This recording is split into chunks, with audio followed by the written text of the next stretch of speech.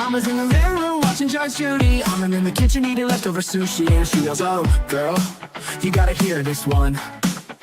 A man was arrested for running a theme park, and when they said, where's your license? He said, my dog ate it. Oh, you can't make this shit up. Sometimes I wonder if life's just one big cosmic joke. It's like she's on a Reddit, reading r/funny lawsuits, yelling from the couch. As she sips on a Prosecco, makes fun of all the weirdos, and then I hear her shout.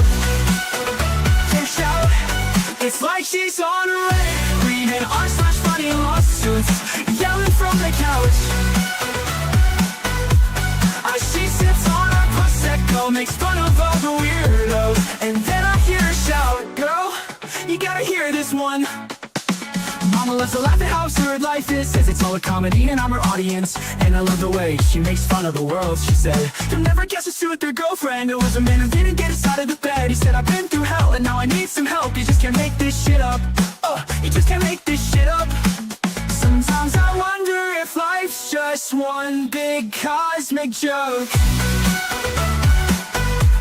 It's like she's on a Reddit, reading r/funny lawsuits, yelling from the couch. As she sips on a Prosecco, makes fun of all the weirdos, and then I hear her shout. It's like she's on a Reddit, reading r/funny lawsuits, yelling from the couch. As she sips on a Prosecco, makes fun of all the weirdos, and then I hear her shout, girl, you gotta hear this one.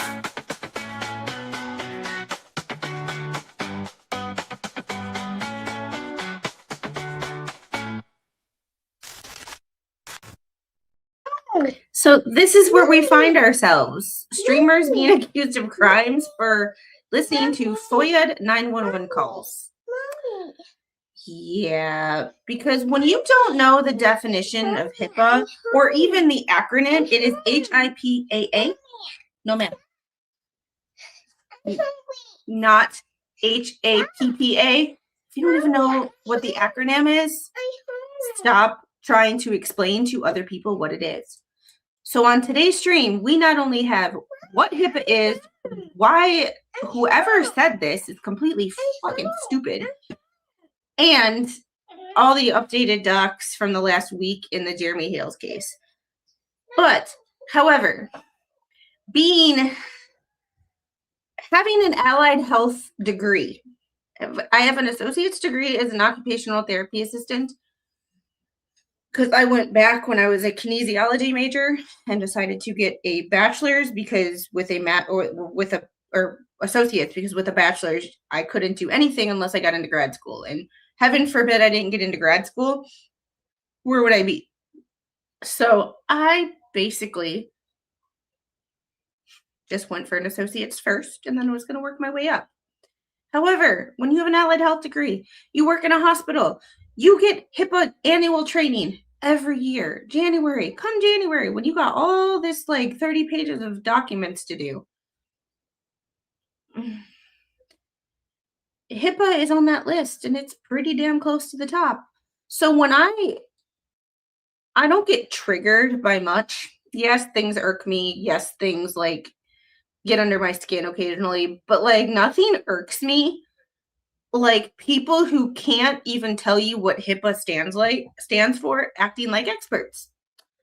So today we are not only going to break down the documents from the last week. Most of you have already seen them, but we're going to talk about HIPAA, what it is, what it isn't, and why just because it doesn't fall under HIPAA, there are privacy laws attached to FOIA requests and 911 calls.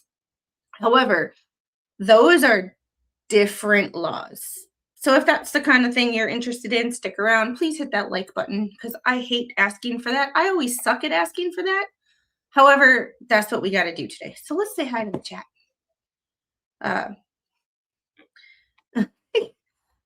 First is Shay Heidel, and thanks for sending out all the promos and everything today. I appreciate you. been a day. My legs are still sore. I can barely walk. I had so much fun. I had so much fun training my people today. They were so much fun. We played games. We had partner workouts. It was fun. But I'm tired and sore, and I still have to go to my third job. 3 jobs in one day. Fun times. Fun times. Lindy, how are you? Just hit the like in case I fall asleep before the stream starts.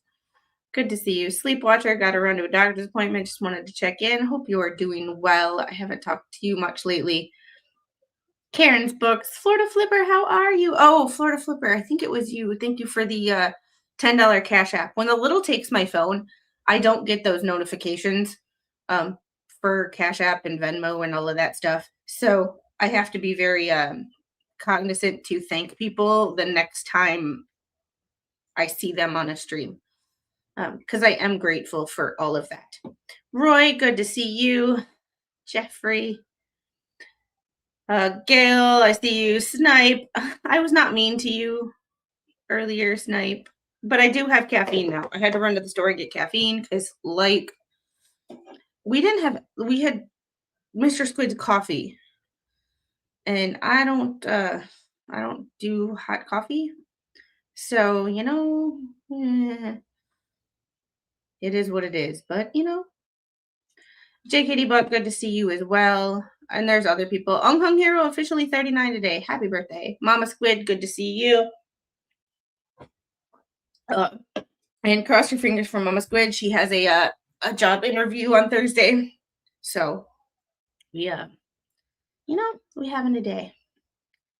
Hey, She Nemesis, how are you? Harry, good to see you. Yes, and if you haven't subscribed to my second channel, the QR code that is right there is the QR code for my second channel. That is where we all talk about health and wellness and movement and healthy movement and aging in place. And I'm Hung Hero, thank you for the 20 Squid Pro memberships. You are vital to this channel.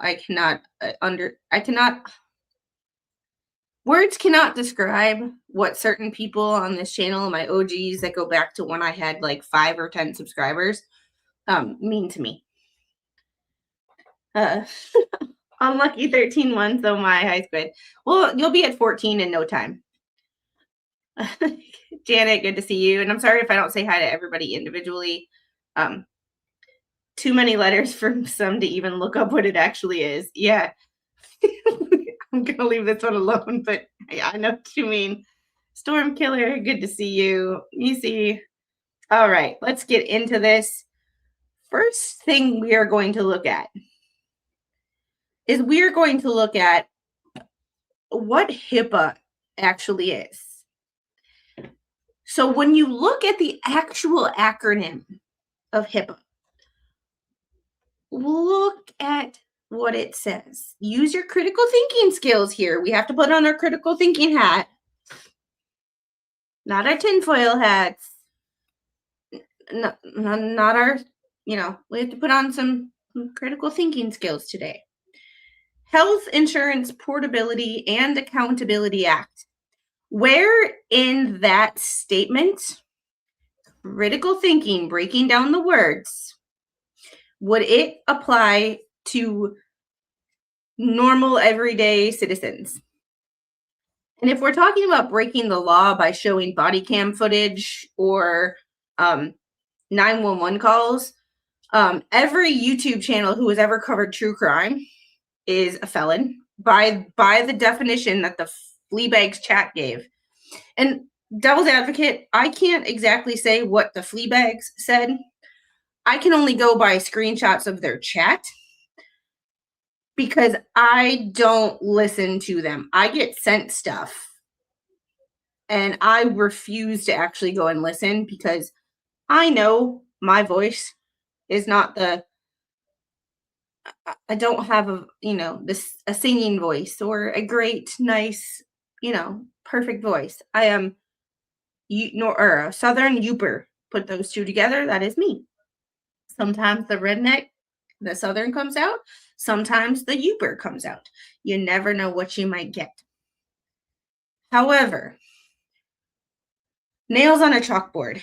Listening to people I do not like makes them, even if they were tolerable voice-wise, if I don't like someone, I have a very difficult time listening to them talk. Like, even when I'm out at the grocery store or anywhere where I run into somebody that I do not like and where I'm trying to have a conversation with them, it is like nails on a chalkboard. So, devil's advocate, and just for transparency's sake, I did not actually listen to any words that they had to say. I can't. I will get a migraine. I will get a migraine and I will get mad and angry for absolutely no reason. But where in these words, Health Insurance Portability and Accountability Act, does it imply individuals? No, it does not. Hey, Stacy. Oh. Hey, venomous French psycho, how are you? All right. What's up, baby? Okay, we're gonna read about HIPAA. Is that something that you're interested in? Are you interested in reading about HIPAA? Okay. Yeah, Daddy's at work. Yes, he didn't leave you. He will be home. He is at work. All right. Background, HIPAA. It's addressed the use and disclosure of protected health information by entities subject to the rule. These individuals and organizations are called covered entities. All right. Covered entities, healthcare providers. Every healthcare provider, regardless of size, practice, who electronically transmit health information in connection with certain transactions.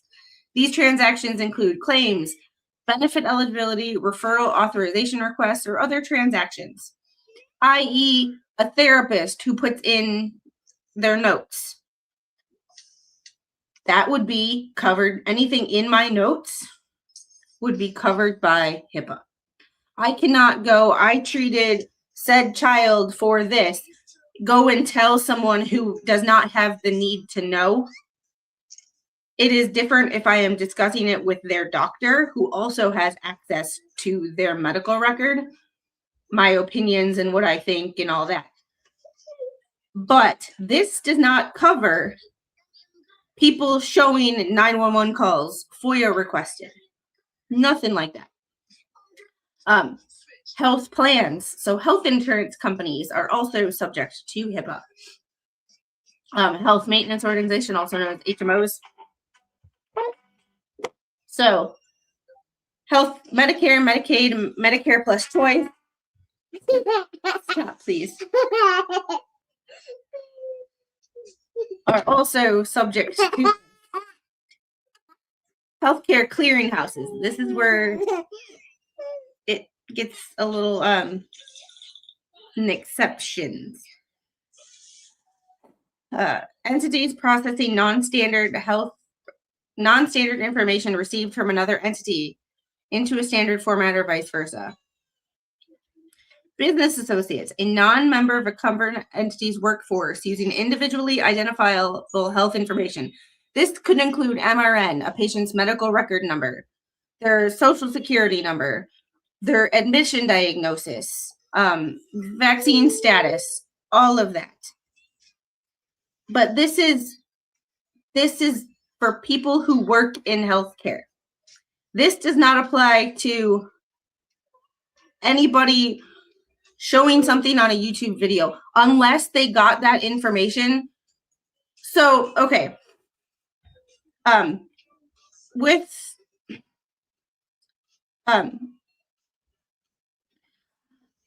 heard that, but I haven't paid attention. I have my own stuff. I wonder what's going on.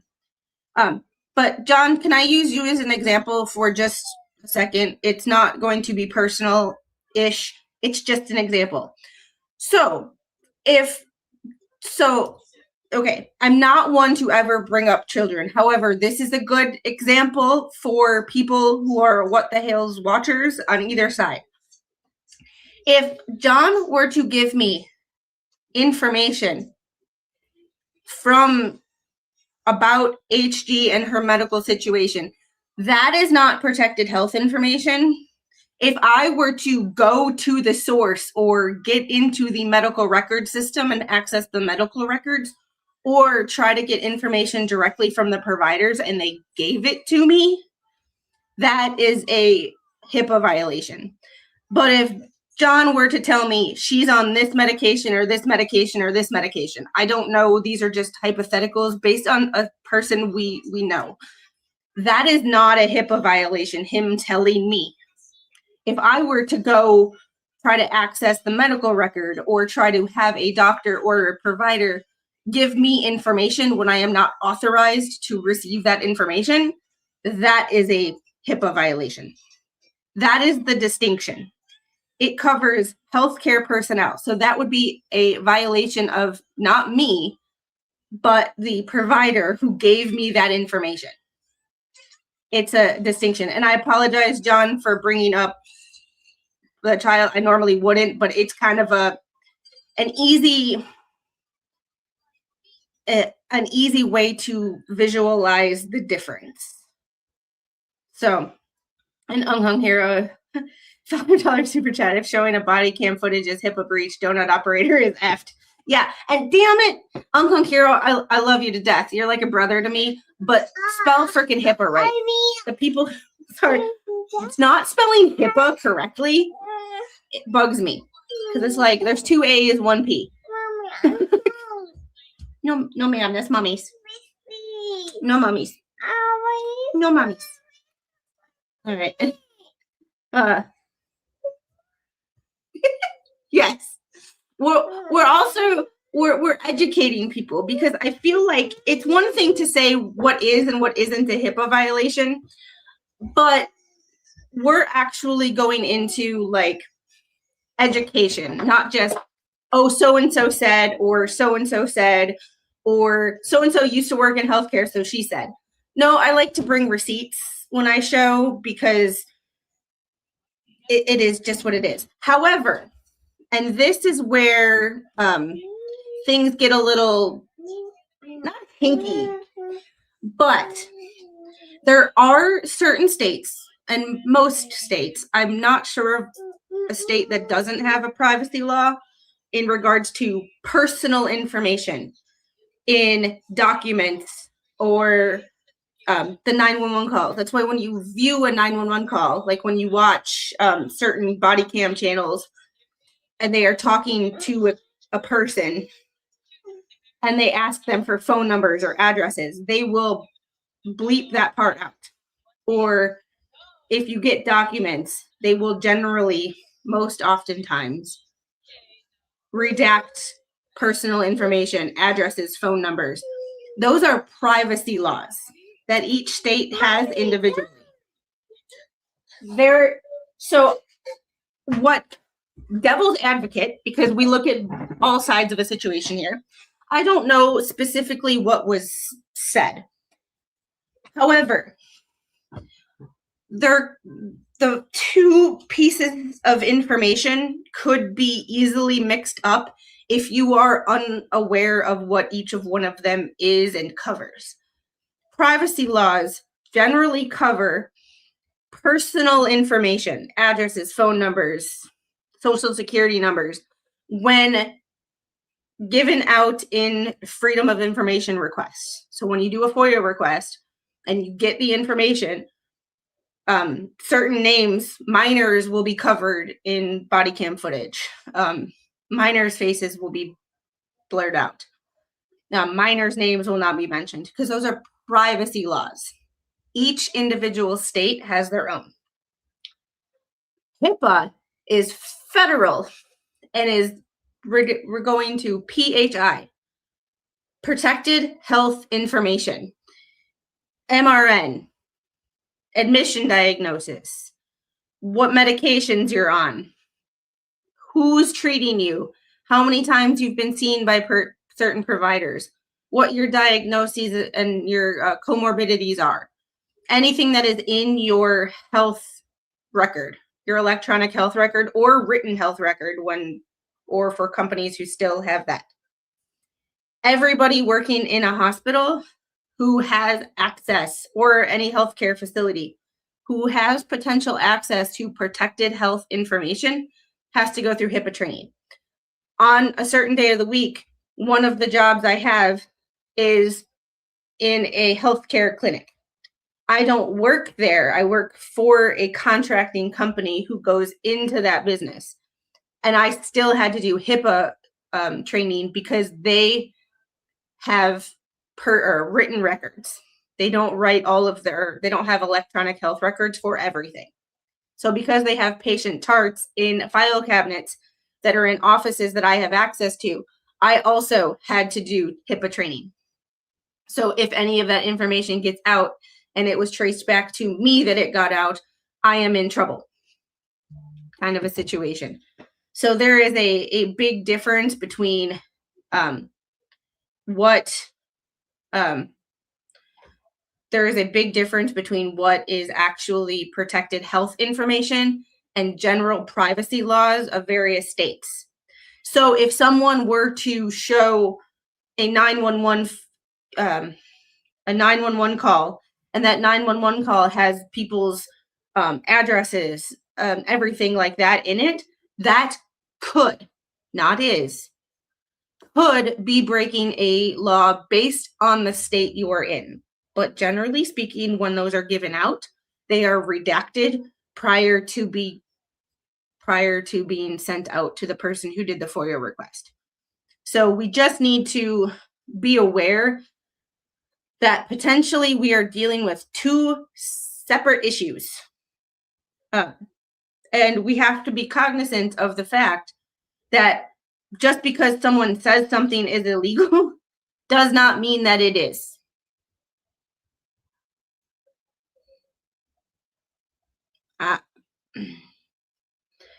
So with that, it is just permitted uses and disclosures. And this is the CDC's website directly. Not that I love the government, but this is their law. The law permits a covered entity to disclose PHI without an individual's authorization for the following situations. Disclosure to the individual. If the information is required for accessing accounting of disclosures, the entity must disclose to the individual. Treatment, payment, and healthcare operations. I can discuss with another provider this patient if, one, they're treating them too and need to know things that I saw, I witnessed, that they didn't either see in my note or I haven't had the time to put in my note or whatever. The opportunity to agree or object to the disclosure. An entity can obtain informational permission by asking the individual outright or by circumstances that clearly give the individual the opportunity to agree, acquiesce, or object. So public interest and benefit activities, privacy rule permits use and disclosure of PHI without an individual's permission for 12 priority purposes. When required by law, public health activities, like reporting. There's been so many cases of this disease this year. How do you think they get that information? Victims of the A word, neglect, or DV, health oversight, judicial and administrative proceedings, law enforcement, functions concerning deceased persons, cadaveric organ and eye tissue donations, research, prevent or lessen a serious issue to threat or health or safety, essential government functions, and workers' comp. So it's I will be right back. I have to go into mama bear mode really quick and get my little off the potty. So be right back.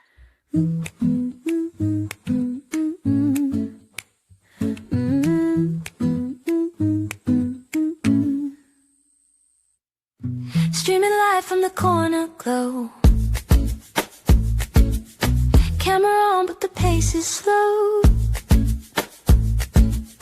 Little hands tugging at my sleeve. Mama's world, it never leaves. One sip of coffee, one deep sigh. I hit pause, no need to ask why. Mama's on pause just for a while. Grab a drink, hold that smile. Bathroom break, life in a Sadie's. Be right back. My daughter needs. Ooh.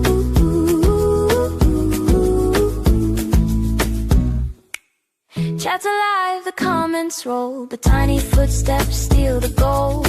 Toys scatter like a masterpiece. Mama duties never cease.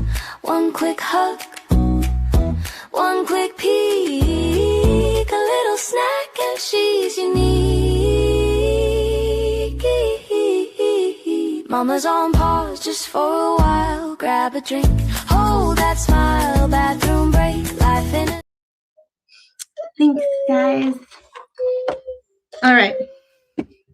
If I went to a clinic and saw someone's personal information, that is the clinic violating HIPAA, not me. Yes, that's the clinic.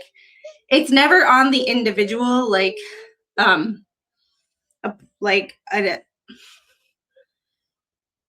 it's never on an individual, such as another patient or something, if something is left open or able to access. Although there are laws against that, just based on certain things. However, it's not it'd be a HIPAA violation on the clinic for allowing you to see that information. So it's a yes, and I love everybody, but it's HIPAA. There's only one P, two A's. One A or one P, two A's. It's HIPAA. So this is the Department of Health and Human Services website for all of HIPAA. So, and there's HIPAA laws regarding parental access, people under the age of 18. So certain situations require different. I'll send an overview of Florida's very simple privacy laws and policies via email. Perfection. I got it. Whee. All right. Florida Digital Bill of Rights. Consumer rights. Florida residents can access, correct, delete, and obtain a portable copy of their data. Florida Information Protection Act. And there's more. I'm scanning. Other privacy protections. Recording. Florida's two-party consent state. Constitutional right. Florida Constitution specifically recognizes the right to be free from government intrusion.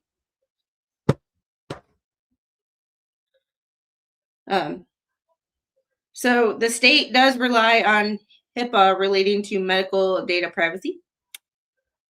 So in crime victims, strengthen the right for crime victims to keep their personal information confidential, which is quite nice. Florida, for as much crazy as Florida has, Florida does have some good things going for it. It's just few and far between.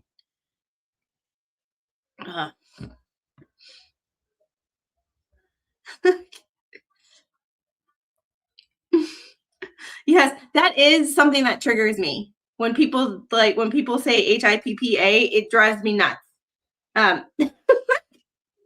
It drives me crazy. It's like HIPAA.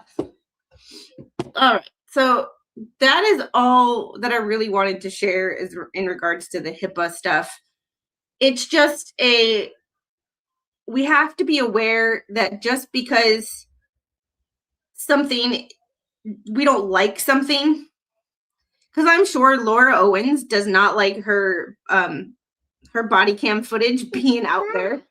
I'm pretty sure most people who were arrested for something do not like their body cam footage, but if showing body cam footage or 911 calls were against the law, one, they would not be, they're a matter of public record. They would not be applicable to a FOIA request if they were covered under HIPAA. Remember that. If something is covered under HIPAA, a Freedom of Information Act request would not allow it to be disclosed. So if I FOIA requested Heidel's medical records, that's not freedom of information because her medical records are not public. Whereas a 911 call or body cam footage is a matter of public record. It can be FOIA requested. So they are never going to give out information in a FOIA request that is covered by HIPAA. So remember that. There's another important distinction to remember. If something is FOIA requested and actually given out by the government in a FOIA request, that information that is given out is not covered by HIPAA because the government would never, under normal circumstances, give out information that was FOIA requested if it's covered by another law. It seems like common sense, but apparently common sense needs to be like spelled out.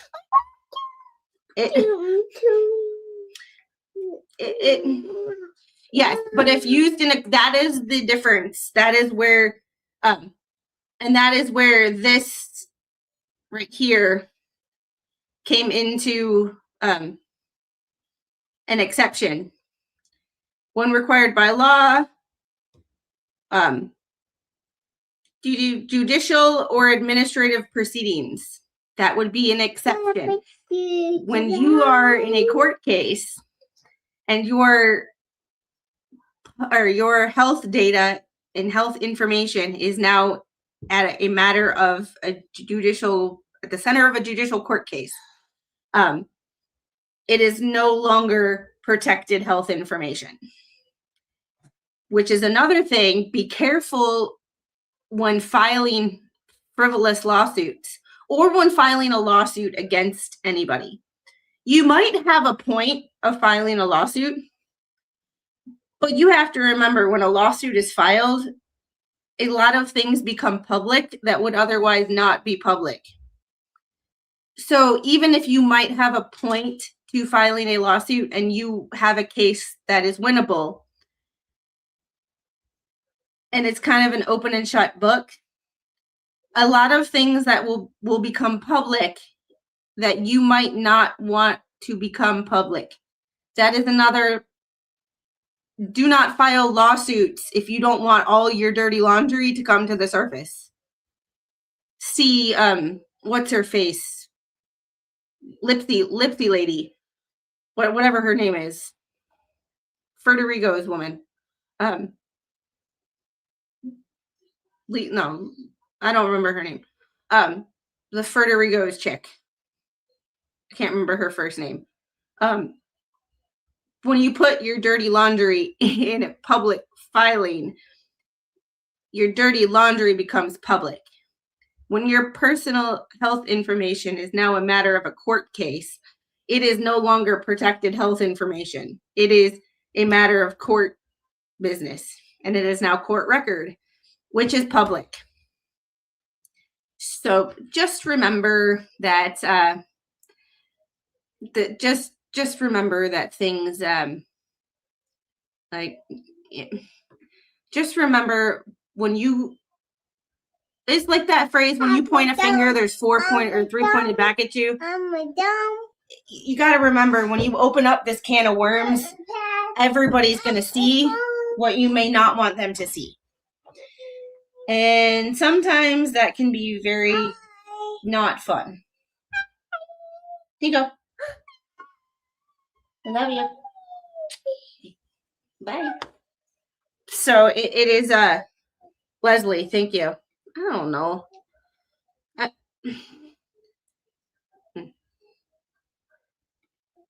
Yeah, I just asked our current government, who seems to open a lot of cases only to close them at discovery because they can't afford the in-depth investigation into things.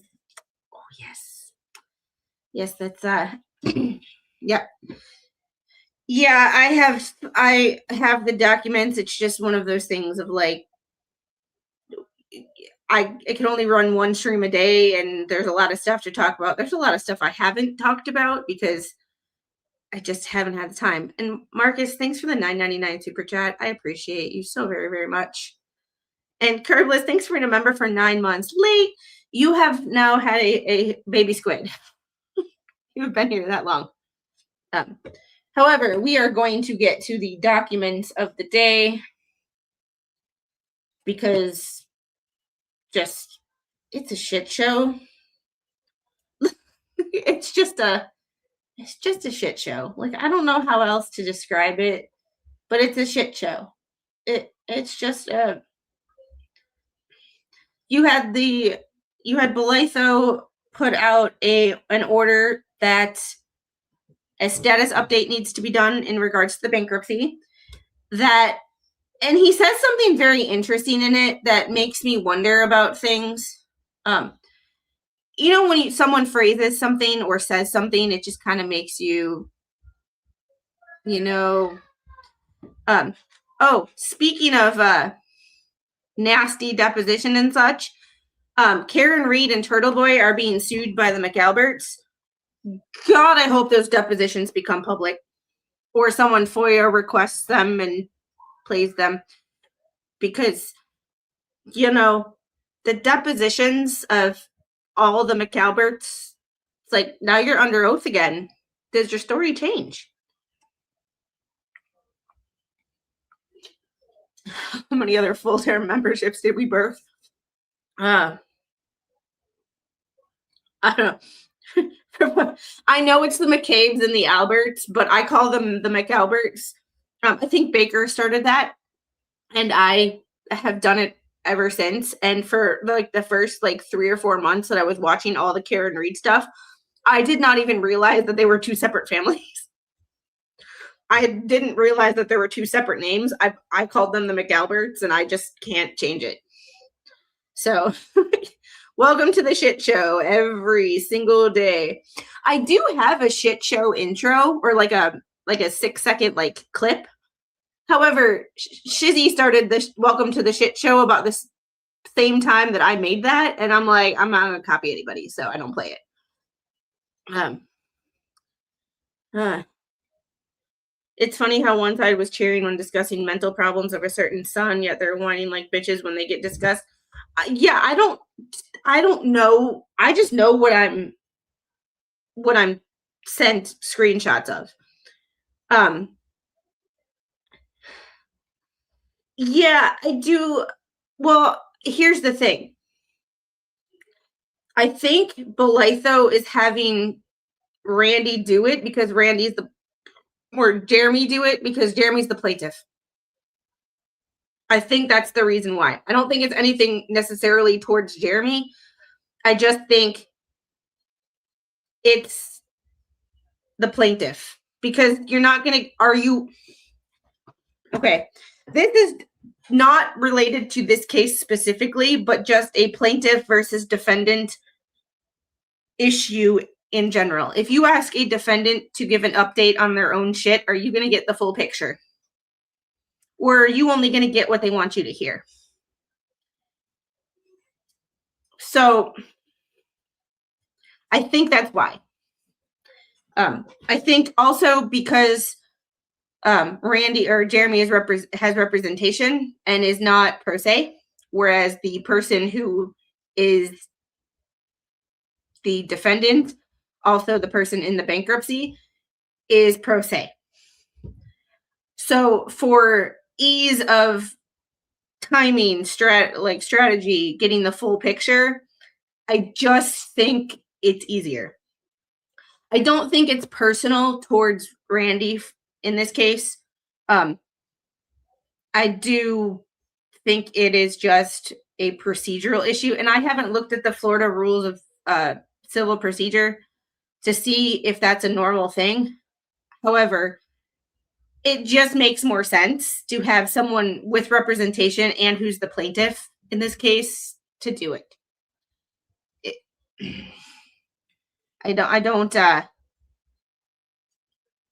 Yeah. If JH was to Fed 2 to continue, he has to give updates. Yeah, but he also has to put the same update in Fed 1 as well. So even though Fed 1, it's the same thing, he has to put this same thing into both cases.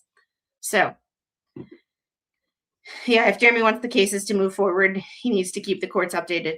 Yeah, and I was just going into why I think it's him specifically. I haven't specifically looked at the Florida rules of civil procedure to see if having the plaintiff do it is the way that Florida does it all the time, or if it's just he's represented by counsel, he's the plaintiff. It just makes more sense that way versus a pro se defendant who, I'm sorry, but if you ask anybody who's guilty or possibly guilty of anything, what are you going to get? If you ask, say you're dating somebody and you think they're cheating on you and you know they're cheating on you. I was watching Charlotte Dobre earlier today, so like I have bridezillas and cheating husbands on the forefront of my brain. If you ask someone, they're not, even if you already know the answer to it, they're not going to give you the correct answer because they want to hide stuff. So if you're asking a defendant how their bankruptcy is going, one, they're pro se, they probably aren't that skilled in being able to tell you. And secondly, are you going to get all the information you're looking for? It's, yeah. Oh, no problem. If it's simple, if the plaintiff filed the lawsuit, he pays. If he does not want the costs, then remove the lawsuit. Yeah, I think that might have something to do with it, but I think it's the plaintiff, because you brought it, it's your responsibility to update the court. But I do have to look in the Florida rules of civil procedure to figure out all that, or the federal rules of civil procedure as well. Like Florida has their own shit. Every state has their own shit. There's a lot of rules. A lot of rules.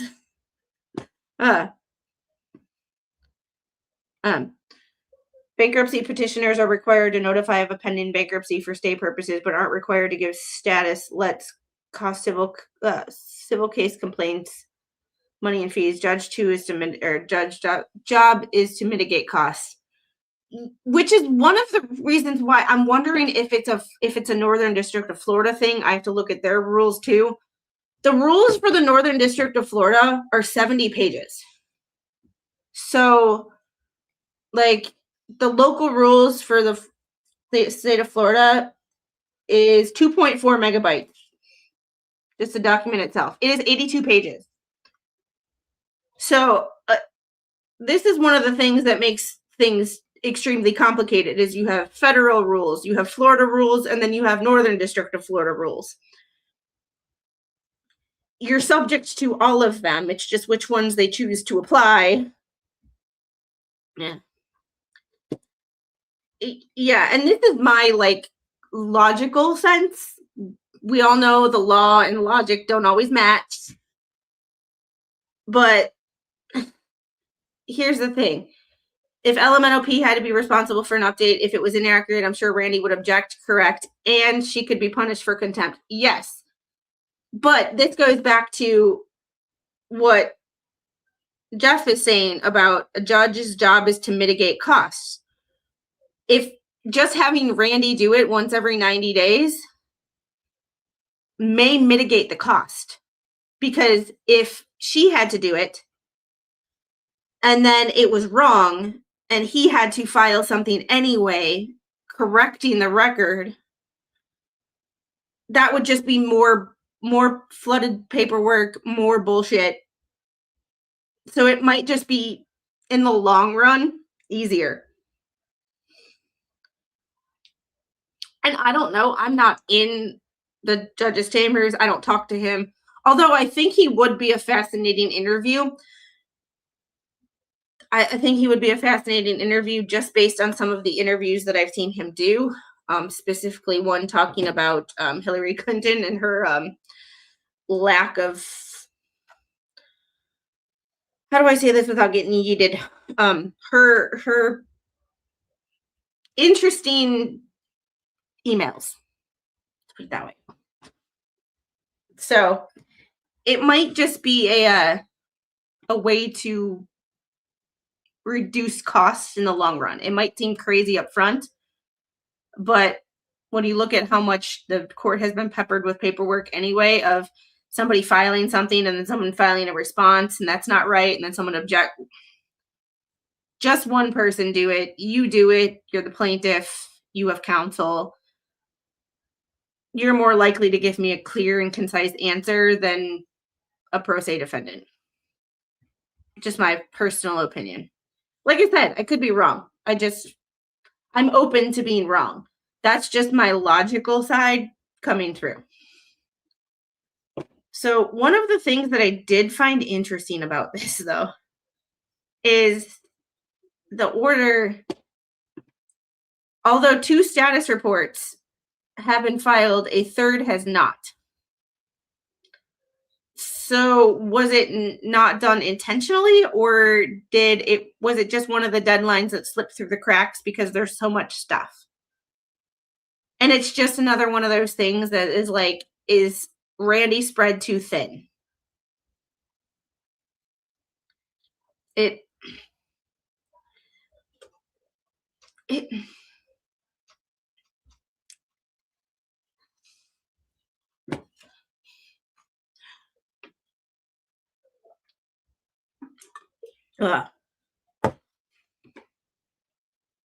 it's just an interesting situation,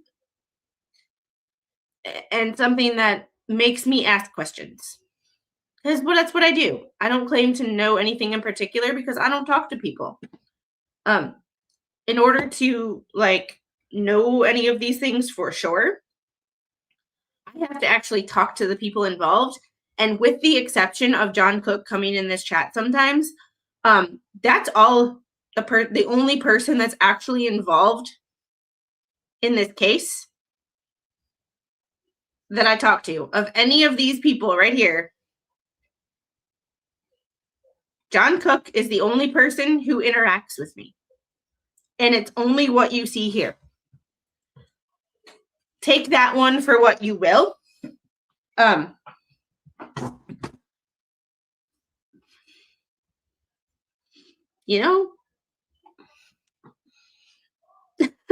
Logic and civil court are 2 words that I don't see as comparative. Yeah, well, I try. This is one of the reasons that I could never be a lawyer, even if I wanted to be one. Because I would get so frustrated with I think medical documentation and medical writing is much more my pace. Patient did this many times for this purpose.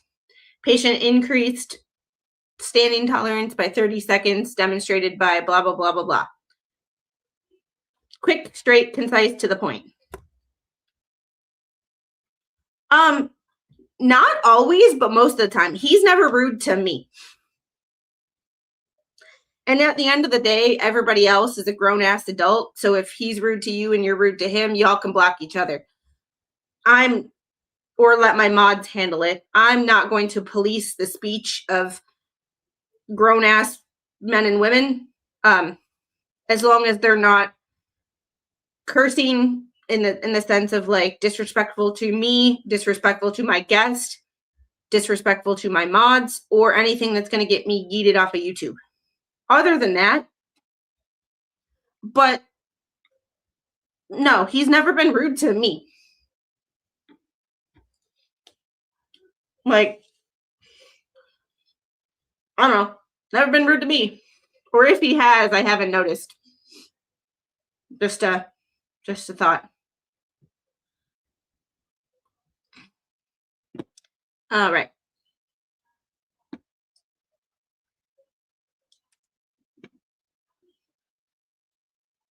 Yeah, generally he is. Yeah.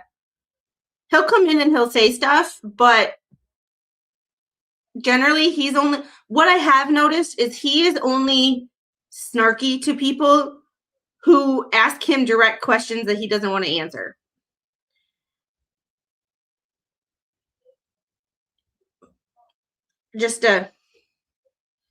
That's one thing I have noticed. But also, my favorite thing is working with difficult personalities. That used to be my go-to.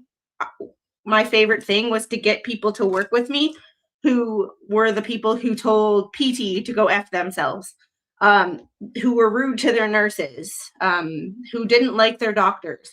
My goal, it was like my challenge for the day. It's what made the hard days fun, when I could take a difficult personality and get them on my side. So, yeah, if he was rude to me, the mods would have noticed and said something. Yeah, he's never been like that I know of. Sometimes chat moves a little bit quick, and but I've also, okay, take this one with a grain of salt, and some of y'all hate me for when I do this, but I'm respectful to him as a person.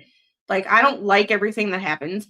I don't like what is said, but as long as he's respectful to me, there's this basic level of human decency and respect that we don't show each other. And as, may he rest in peace, our friend Legal Vices used to say, do better, be better. And it is my goal to do better. So, you know, not as rude as you may have been. And I honestly don't remember if you keep saying that we had issues back in the day. I don't remember. It's the good part about being cognitively impaired and having the memory of a goldfish. I don't fucking remember. It's really hard to hold a grudge when you can't remember why you're pissed. Just a thought.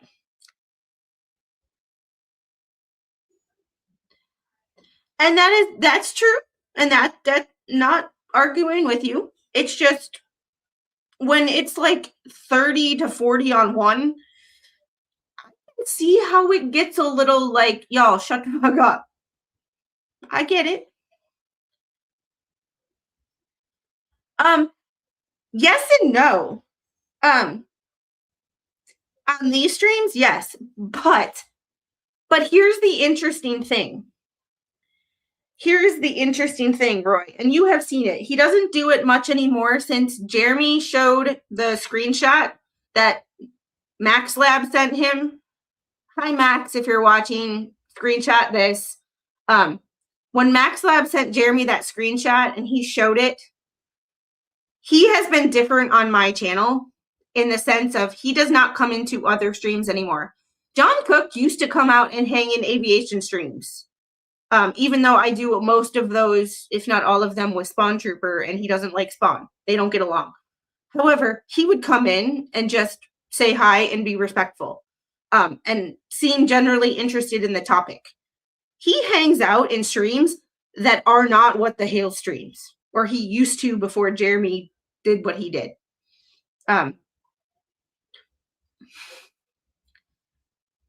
that, ever since Jeremy did what he did, and showed a screenshot of my chat without telling people that it was my chat, basically putting my mods in, exposing my mods to ridicule or whatever, and being anti What the Hales, and basically putting me with anti What the Hales, and I'm just me. I'm not anti or pro anybody except the fucking facts. With that being said, he has honestly supported my channel with showing up and giving me watch hours and possible ad revenue more than 95% of the people who watch these streams. So, like, it's really hard to hate someone who genuinely supports my channel. When I have 88 people here now, for a non-What the Hale stream, I will get 30 at most, maybe 40. So it's very hard to side with certain people and against others when some people actually seem to show genuine support of my channel and others only want one topic. It's a very damn, I don't mind getting exposed in the proper setting. It is just one of those things where it's like, I don't want to be rude to people who were watching these streams, and thanks to the 3 people who just left, but when someone that a lot of people in here that watch these streams don't like supports my channel more than y'all do, it makes me really hard to hate somebody just because you do. When someone else has possibly contributed more to me putting food on my table than the rest of y'all. I don't want that to sound rude because I really do appreciate y'all's support even in these streams. However, when someone shows up to every stream you do, says hi, hits the like button, and supports your channel and everything you do, and there's a faction of people who only show up for one topic, it makes it really hard to support people just because other people don't like him, that I'm supposed to not like them. One, I'm not in fucking high school. I'm 40 years old. I left that high school shit back in college, back in the Navy. So like it's you know, yeah, I'm not siding with either side as they both have scummy tendencies. When I first started covering this case, I really only started covering this case because Bubbles talked shit about me. I thought it was an interesting conundrum interesting thing, but my opinion was everybody sucked. Nobody was perfect. Nobody was right. I'm not going to be all one or the other. And everybody sucked. But once Bubbles tried to intimidate me not to talk about it, I'm fucking talking about it just to spite Bubbles. Like, you know, I like Squid, but just don't tell her my good or her head. Dang, screw you. I had an interesting conversation this morning regarding my situation that ruffled a few feathers. I'm going to do this. The idea of putting my health in the hands of a YouTube chiropractor selling his brand supplements is a cure. I think I know who you're referring to. I'm going to put a name in the chat. I'm not going to say it out loud, but you let me know if that's the person you're talking about. So, but you also have a very complicated medical history right now. Almost like I knew who you were talking about. Like, almost like I knew who you were talking about. Oh, wait, because I did. And you didn't even tell me that behind the scenes. I just know who that is because I follow some things, but I follow that channel. But take it with a grain of salt because as much as I agree with some things, I disagree with others. So, you know, it's a thing. Like, anyway, getting to the status report. July 3rd, we know, July 15th, blah, blah, blah. We're only gonna cover things that are relatively new. Yeah, certain aspects of that I agree with, and we'll probably talk about that on the other channel because I do agree with fasting for certain things. However, I don't think it's a cure-all for everything.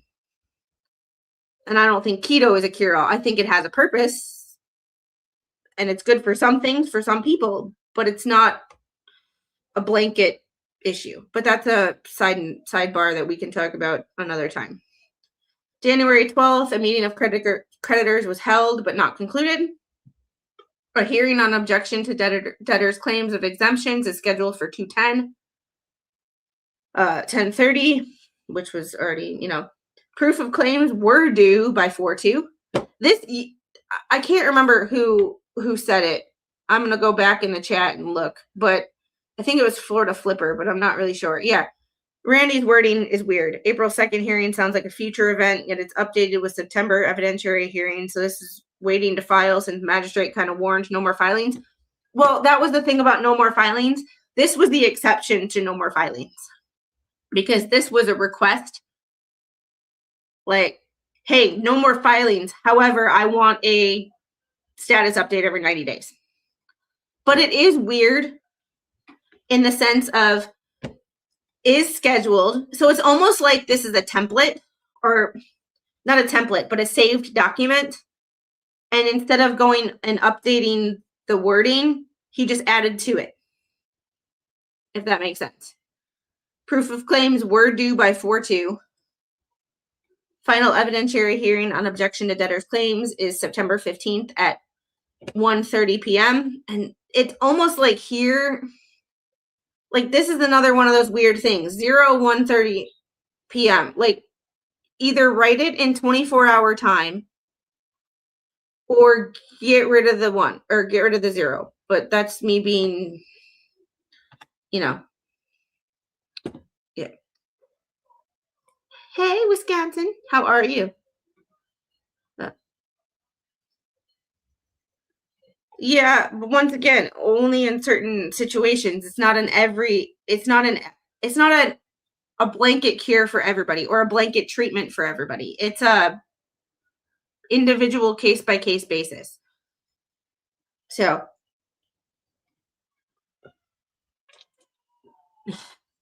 yeah, but the thing is like, why, if it's a blanket template, did you not update it on time?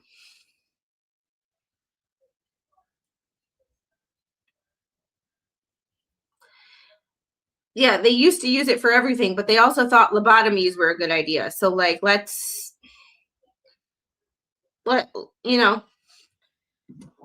once again just a thing of just because something is old doesn't mean it's good. Also, just because it's old doesn't mean it's bad.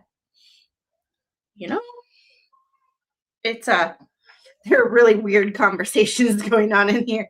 Yeah. It was just odd. This is just odd to me. Just the way it's like, I understand if you have a set document and it's already there and you're just going to update it.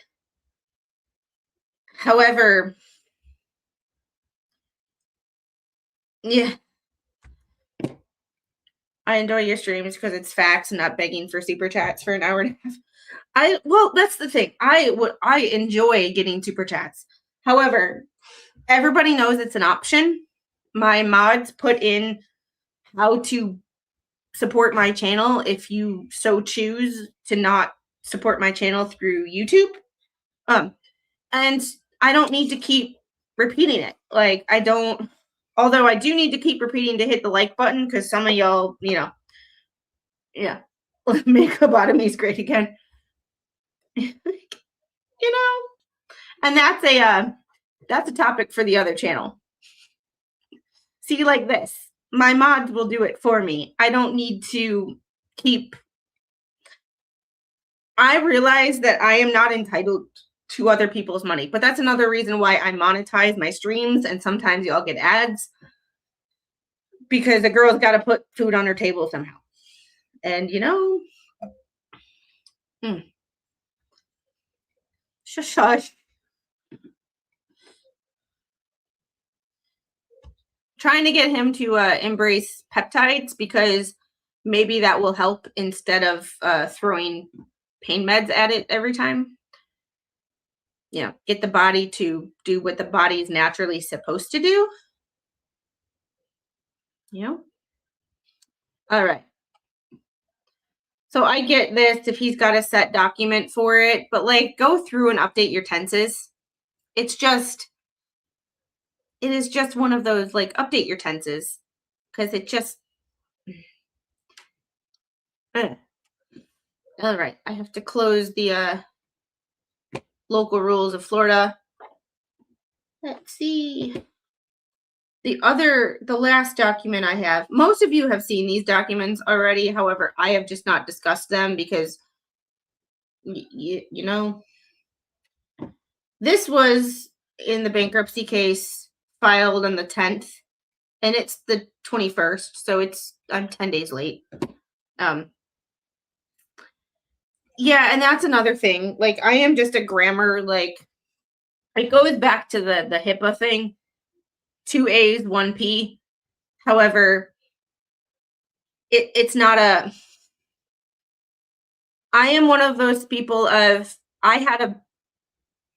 going back to Squid's high school days, 2003-ish, 2003, 2004. I had a high school English teacher. He taught when I was in World Lit, Brit, and Brit Lit. He was my teacher. His grading policy was rather liberal at the time, but he would start you out at like a 50.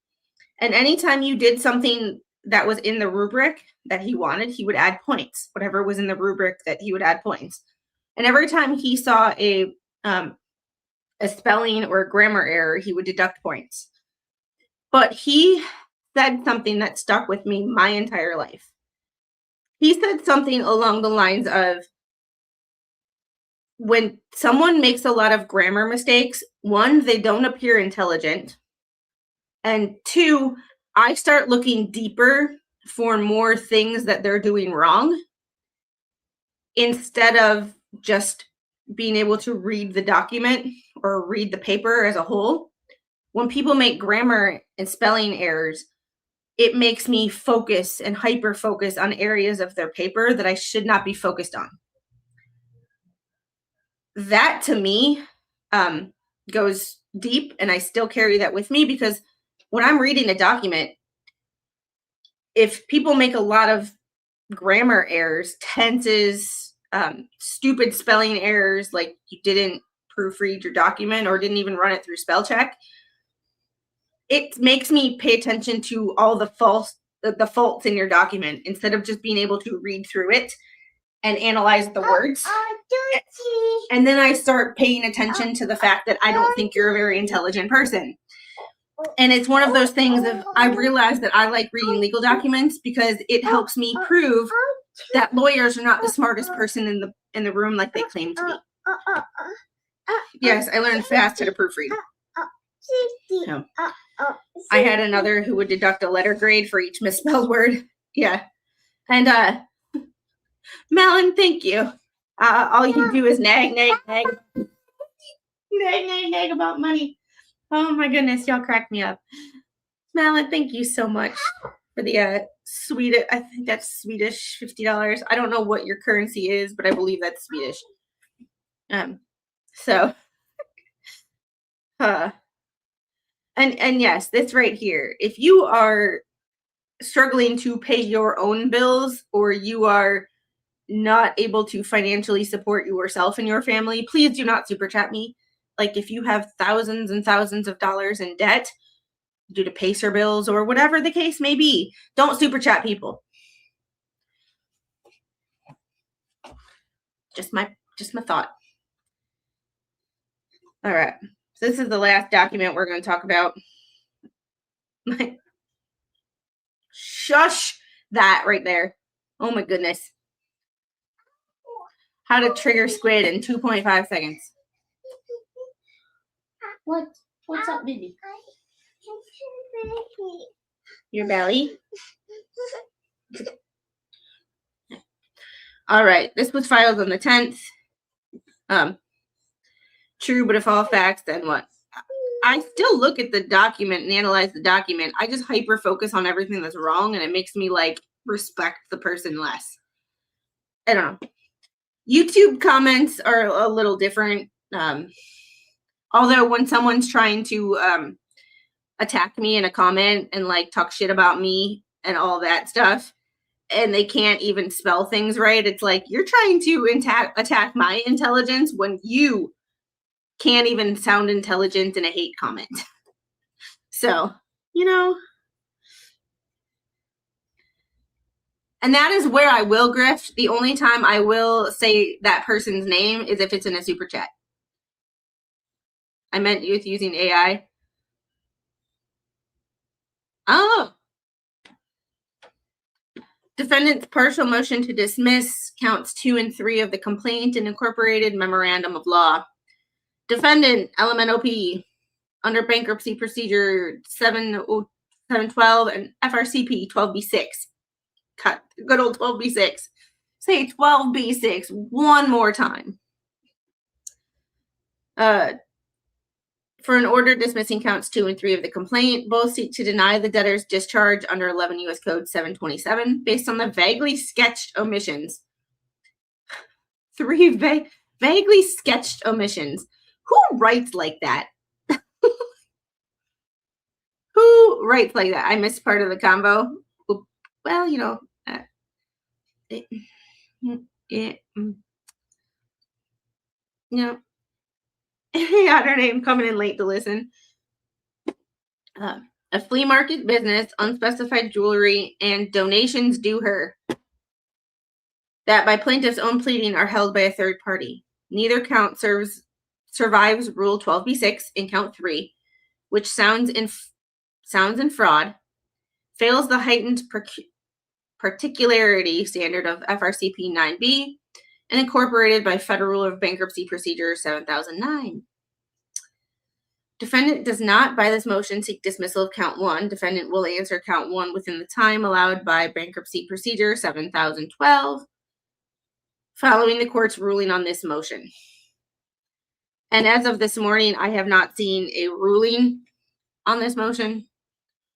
So, plaintiff's a holder of an unliquidated contested defamation claim. He has chosen to add that claim to 2 parallel objection discharges under 11 U.S. Code 727, alleging that the debtor concealed assets and made false oaths. The factual core of 727 counts is identical and it is sparse. Plaintiff identifies 3 categories of supposed undisclosed property in a single sentence. I guess so.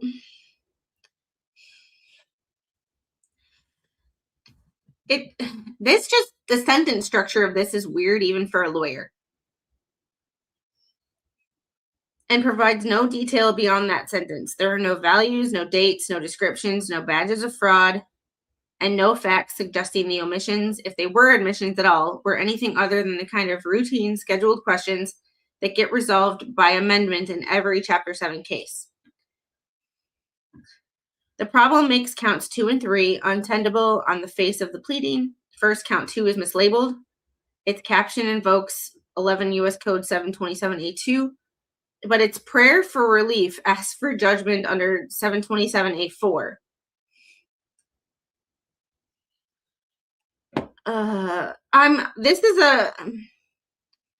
This is a case for Monday's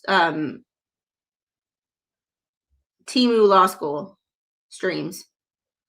For those of you who aren't members, we do a members only Monday, and we are making a Timu Law School Loyaler Academy. So we have a bunch of possible class names or lesson plans, and next week we're going through and seeing what lawyers fit those plans. And not just lawyers in this case, lawyers all over the country. Kathy Nestor being a huge one. There's some prosecutors around the country that leave a lot to be desired. So if you're not a member, please consider joining just for that, because we have so much fun. It's actually probably the most fun I've had on YouTube in over a year. The body alleges concealment, which sounds in A2, but never alleges the elements that subsection requires. The count, therefore, pleads no cognizable theory. Second, count 3, which alleges false oath under 727A4A, is governed by Rule 9b. It must state with particularity what false, when, and how. What was false, when, and how? Ooh. Woo. The complaint does none of that. It identifies 3 undisclosed asset categories at the highest level of generality, attaches no value, and pleads intent in an adjective form. One of the 3 categories was jewelry. Was actually disclosed on the debtor's amended Schedule A and B. Another, the donations, allegedly held by Lisa Lee, is internally contradictory because the money held by a third party is not the debtor's property to schedule. This is an interesting sentence. Does anybody else find that what? Does anybody else find that super interesting? The donations allegedly held by Lisa Lee are internally contradictory because money held by a third party is not a debtor's property to schedule. Well, it depends on. I can see that point if she wasn't told that she was going to receive that money.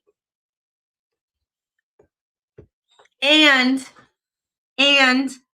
here's the kicker.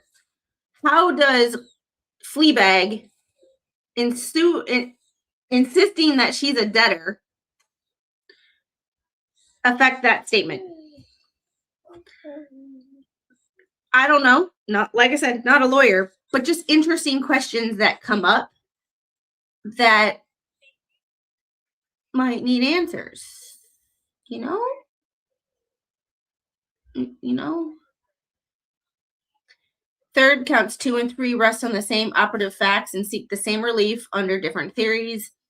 Even if either count survived the threshold defects, the duplication should be resolved by election or consolidation.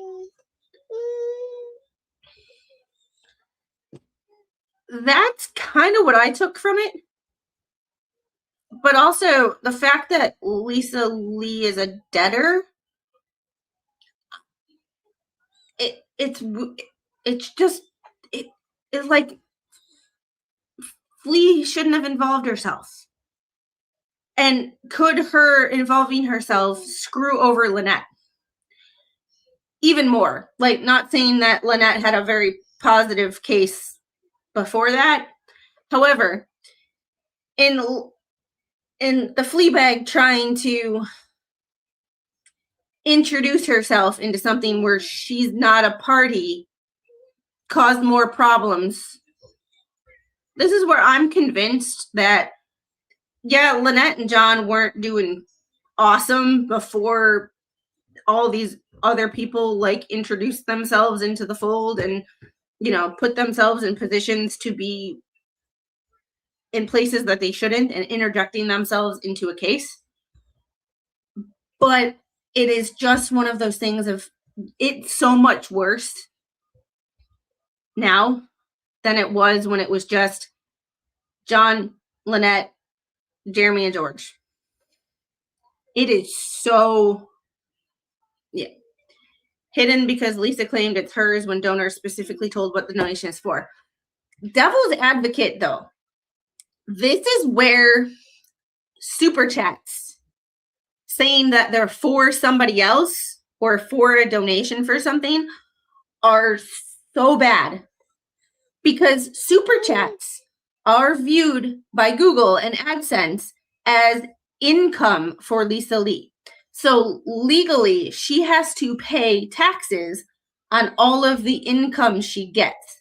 This is why doing fundraisers through super chats, never a good idea. Because one, Google takes 30% anyway, right off the top.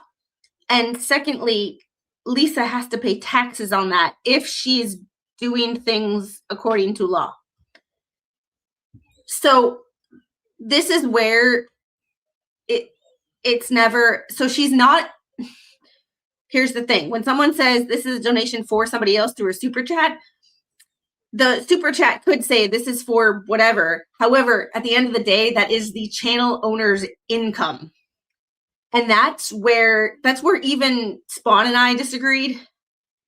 I am not saying that I am on Fleece's side on a lot of stuff, or even that it's right. But this is why you don't do fundraisers through super chats, because super chats are the channel owner's income that they have to pay taxes on. Every super chat you send me, I have to pay taxes on next year. My tax bill this year was like $600. So it's also against YouTube terms of service. That being taking that completely out of the equation,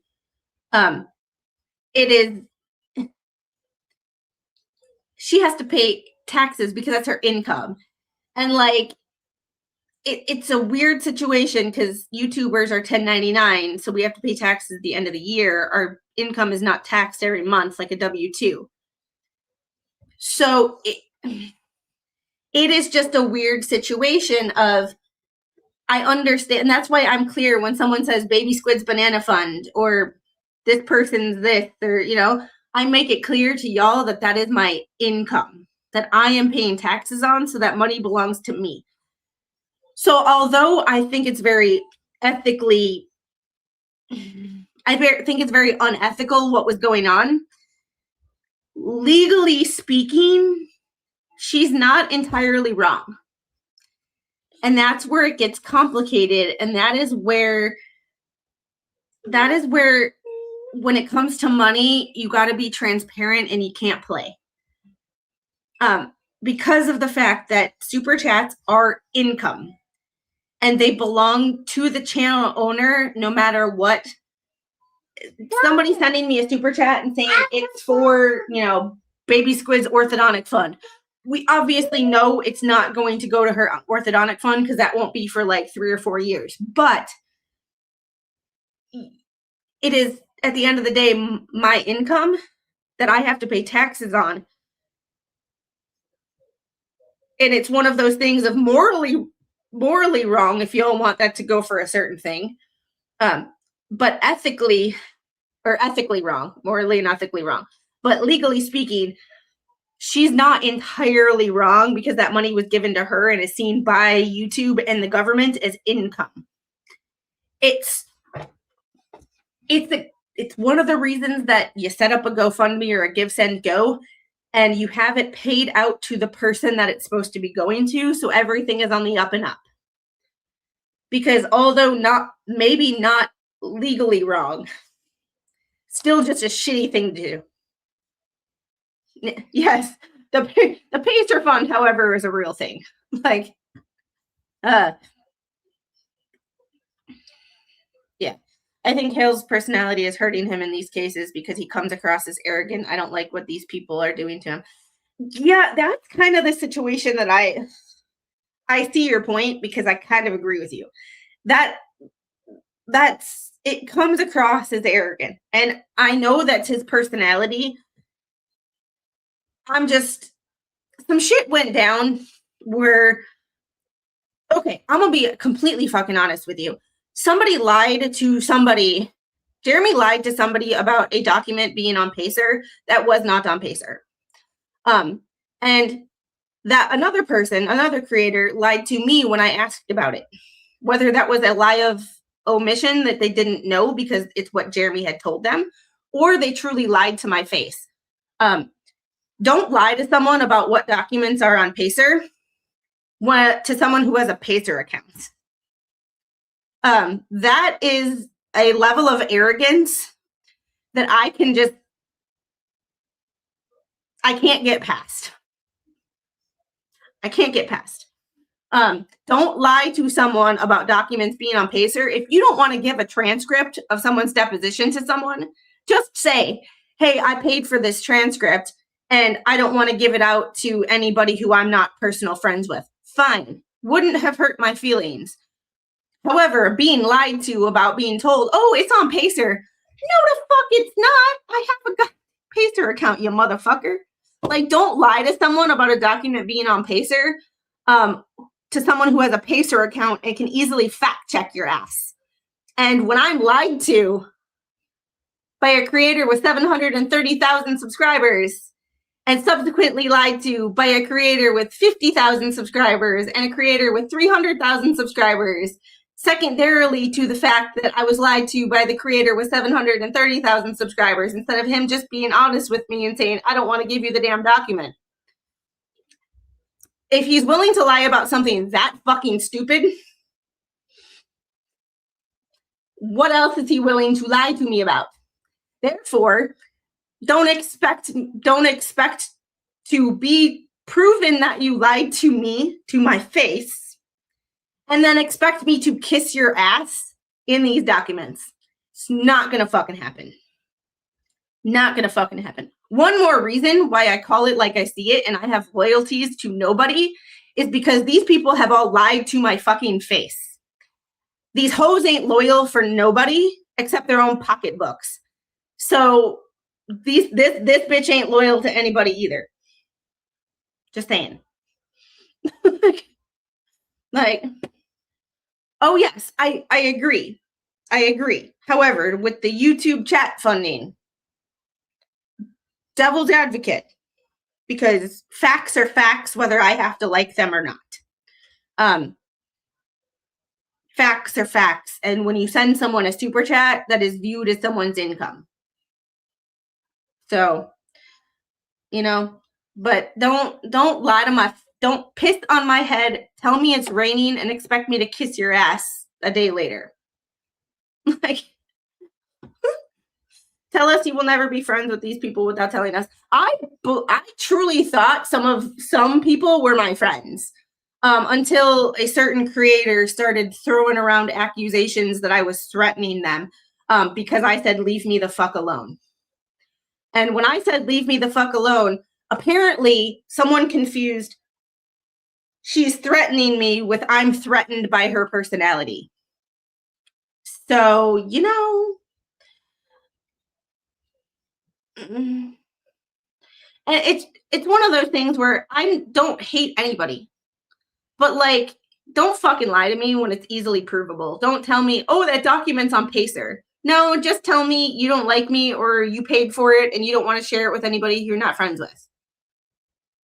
The document in question was Shara's deposition. And everybody who read Shara's deposition on their transcript on their channel did not get that shit from Pacer. They got that shit straight from the source. Because that shit is not on Pacer. It has never been on Pacer, and it will never be on Pacer. So anybody who tells you that shit was on Pacer is a fucking liar. Hey, Stats, thanks for the $2 super chat. This super chat is taxable. Your thumbs up is free. Yes, it is. Appreciate that. Midas Claw. We were talking about the super chats being counted as income, and this a certain well, I said if y'all remember back to when Tug covered the emails between me and Bubbles, when I told Bubbles I don't play well with others, everybody seemed to think that was me just telling a joke or me trying to be funny or sarcastic. No, if someone crosses me, I really don't play well with others. I am uber protective of my family. At the end of the day, my family, my wallet, my friends. However, if you cross me and you lie straight to my face and lie when you get called out on the fact check, don't expect me to kiss your ass. Just don't expect me to kiss your ass. Like, I know. I was just taking one example that I can actually relate to, and one form of the funding. Even a broken clock is right twice a day. Even a broken clock is right twice a day. And at the end of the day, if the person who made that really, really large donation doesn't want to do anything about it, that's a them problem, not a me problem. Like, we could never be friends with this kind of person, people. It's one of them situations where, like, I just call it like I see it. I am friends with people, but even my friend at my competition this past weekend, even my best friend in Georgia, and I made a comment that, well, I don't think this person got low enough. And she looked at me, she's like, you didn't either. And I was like, wow, harsh. But she's a tell it like it is person. So am I. My best friend in Georgia, tell it like it is. I didn't like what she said to me on Saturday. I was kind of pissed, kind of hurt about it, but she was right. You know? Here and after, thanks for the 5 gifted Squid Pro Quo memberships. I appreciate you so very, very much. Great analogy. Which one? The piss on my head and tell me it's raining?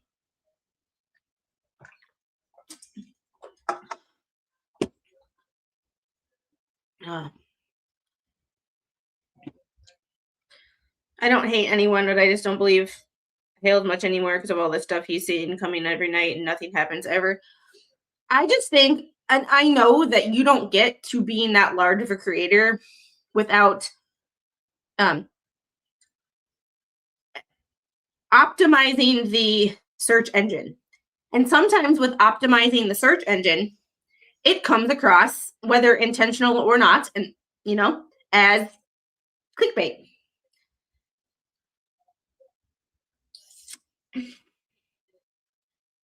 I can't. I gotta go to work. So I won't be home until 9:30 tonight. So, it's it's one of them situations where shit just got really complicated when it shouldn't have. All right, to survive dismissal, complaint must state a claim to relief. Bell v. Twombly. If you haven't heard Bell v. Twombly, I'm really getting sick of saying it. And Iqbal and Twombly in this district elsewhere. Mandela v. Tires. Blah blah blah. A whole bunch of shit that I don't care about. That is job number 3 today. Yes, I trained my client at one. Well, two of my clients at one, and trained my 2 clients at one. Came home, made the little lunch, made sure she was good, streamed. Got to make sure that dinner or something is available for Mr. Squid when he gets home. And then I got to go to work. 3 jobs today. Somebody's got to pay the bills, and YouTube ain't doing it. FRCP 7009 incorporates FRCP 9B. In alleging fraud or mistake, a party must state with particularity the circumstance constituting the fraud or mistake. Well, I wouldn't go for great. I'd go for tolerable. Speaking of work, final thoughts. Yes, we're getting there. Half an hour. All right. Action under 11 U.S. Code is a fraud-based claim. Plaintiff must prove that 1, the debtor made the statement under oath. The statement was false. The debtor knew the statement was false. The debtor made the statement with fraudulent intent, and the statement related materially to the bankruptcy case. English is hard. Because the claim sounds in fraud, Rule 9b governs, and the plaintiff must plead each element with particularity.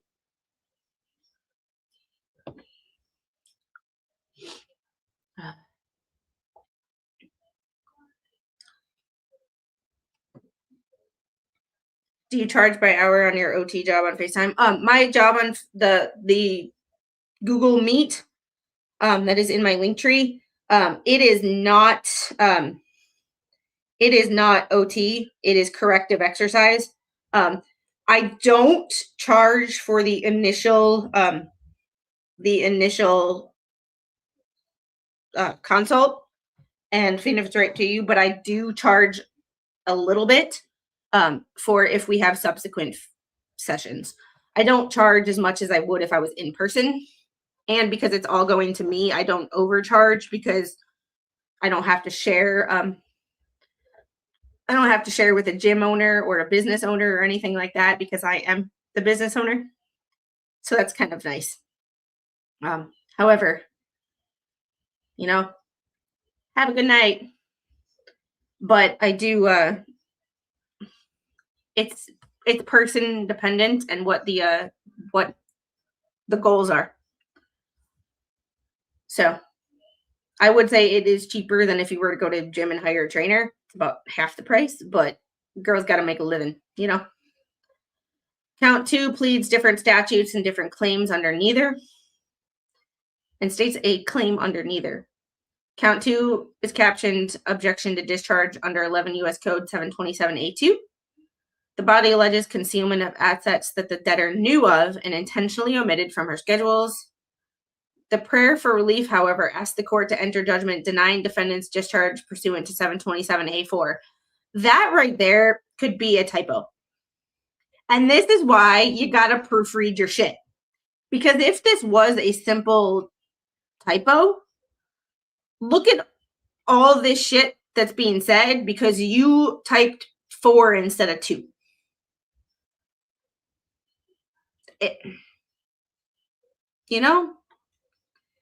This is why proofreading is important. The count thus invokes 2 distinct subsections of 727 with 2 distinct sets of elements and never settles on either. A2 reaches both transfers and concealments. The plaintiff must prove 4 elements. Transfer occurred. The transfer was of the debtor's property. The transfer was at 1 year of the petition. And the transfer was done with the intent to hinder, delay, or defraud a creditor or the trustee. In this case law, where the alleged misconduct is concealment by omission of the schedules, the same 4 elements govern with concealment substituted for transfer. The complaint alleges that the debtor concealed property by omitting it from her schedules. Concealment by omission can support an A2 claim, but only if the plaintiff alleges the 4 Perry elements. The complaint alleges none of them with the specificity rule, and it does not identify when the alleged concealment began. It does not allege that the property at issue was at any specific time in the debtor's possession or control, and it does not allege the debtor intended to hinder, delay, or defraud any specific creditor or trustee. Plaintiff alleges only that the omissions were made knowingly and fraudulently. The phrasing tracks A4, not A2, and even as to A4, it pleads intent in conclusory terms.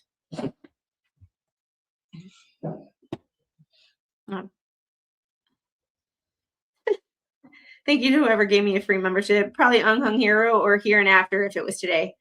I respect this show using critical thinking and hearsay like Beef Lisa. I will be right back. The little needs mommy's assistance in the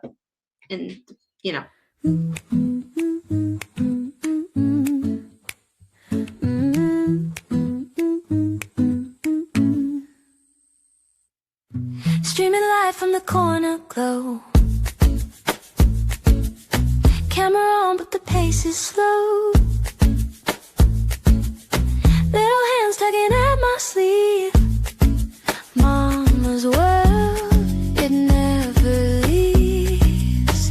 One sip of coffee, one deep sigh. I hit pause, no need to ask why. Mama's on pause just for a while. Grab a drink, hold that smile. Bathroom break, life in a Sadie's. Be right back. My daughter needs.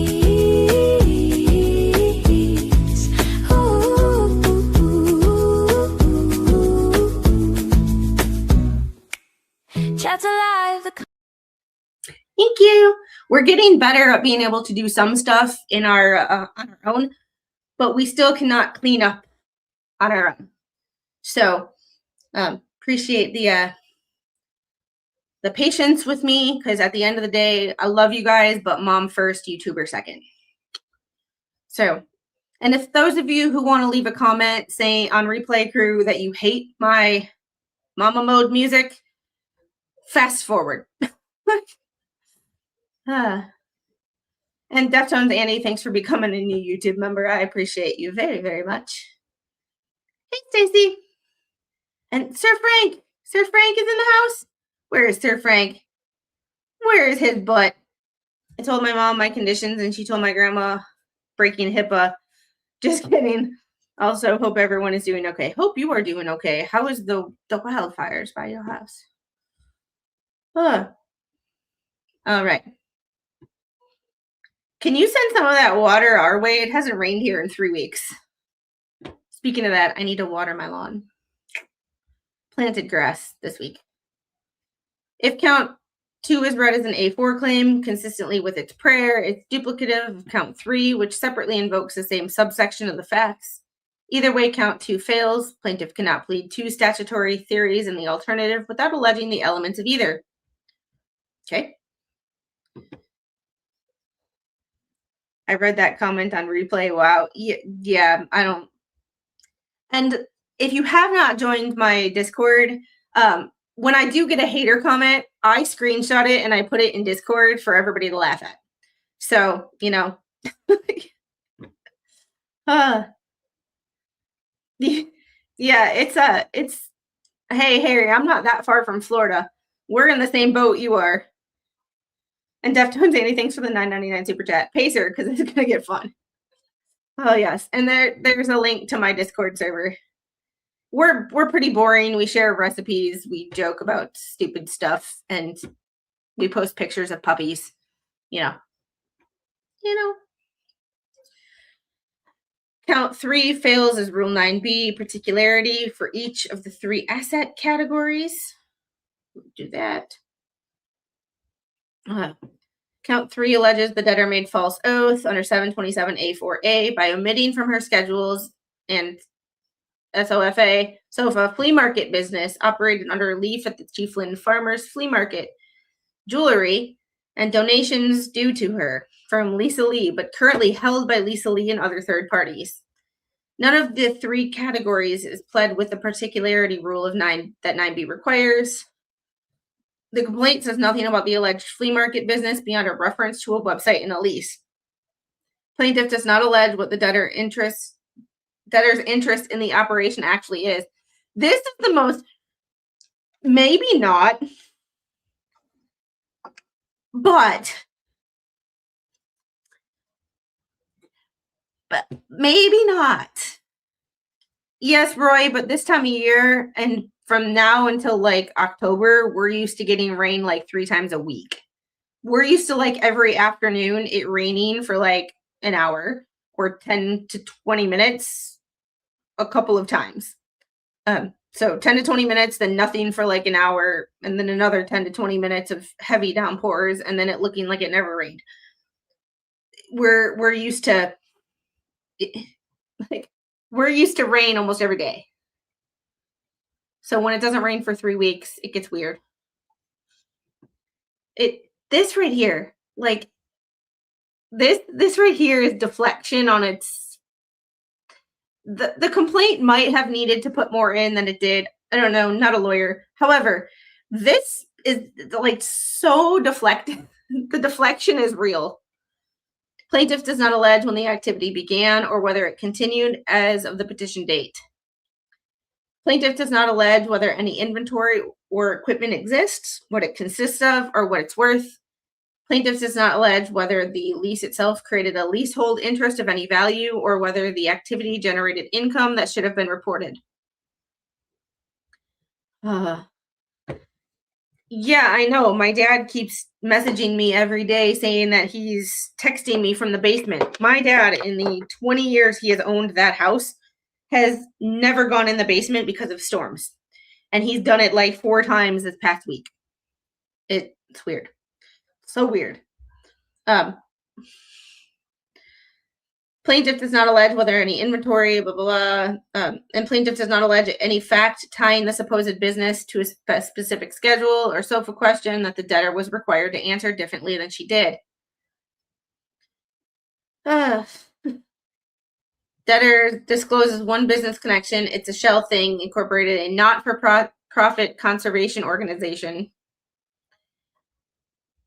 Plaintiff does not allege that the flea market activity is a separate disclosable business in connection with the meaning of SOFA question 27, that the activity generated income within the meaning of question 4, that any flea market related personal property meets the description of any line item on Schedule A and B.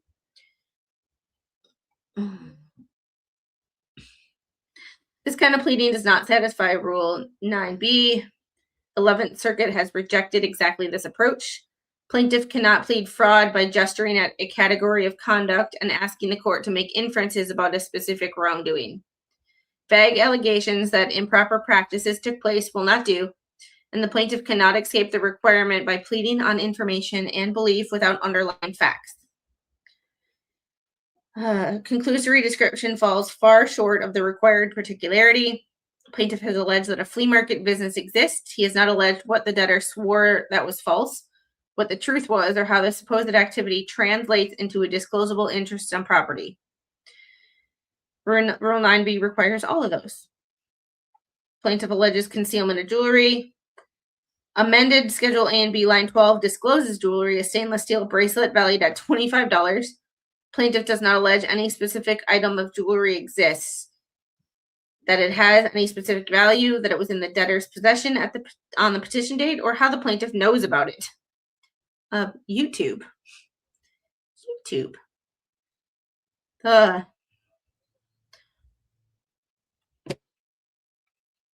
Yeah, the burn bans everywhere and cautioning an extreme low humidity. I had my windows open last night because it was like 50 degrees outside and like 25% humidity.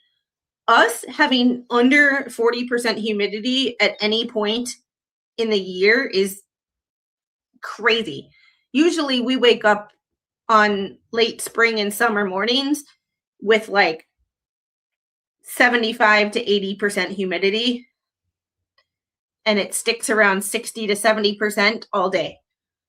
It's 80 down here, but it's 80 down here, but it's not humid at all. It feels amazing outside.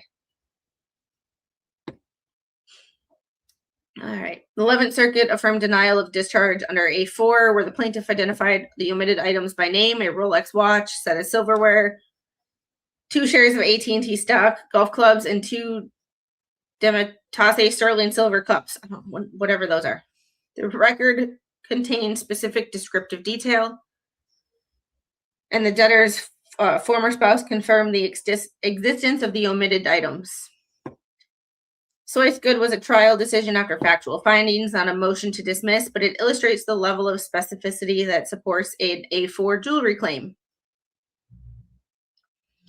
The complaint here pleads no item, no value, no source of knowledge, and no witness. It alleges jewelry, full stop.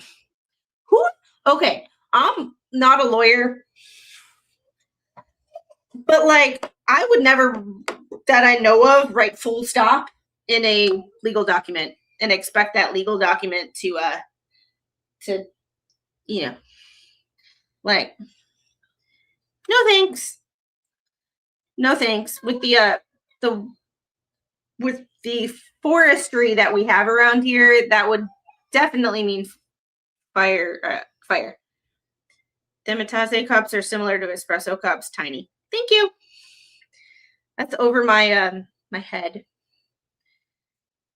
You're in Massachusetts? Oh, Deftones Andy, I would really like to talk to you about your You already had a 1-2. You already had a 1-2. Good. No candy. No.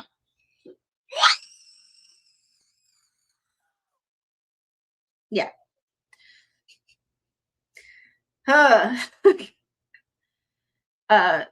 Plaintiff's third asset category is the most plainly defective. The complaint alleges that debtor failed to disclose donations due to her from Lisa Lee, but currently held by Lisa Lee and other third parties. Plaintiff thus pleads in a single breath that both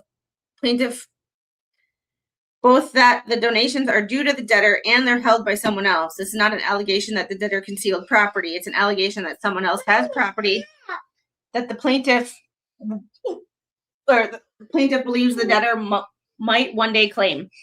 Property of the bankruptcy estate is defined as by 11 U.S. Code 541. Includes all legal and equitable interests of the debtor in property as of the commencement of the case.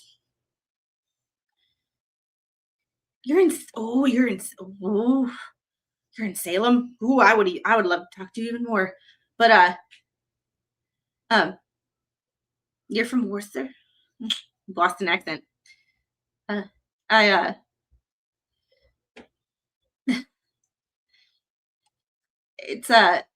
would love to talk to you about what you think of certain cases that are happening up there and what your local news says versus what the facts actually are. So if you ever want to talk about certain things like North Andover, email me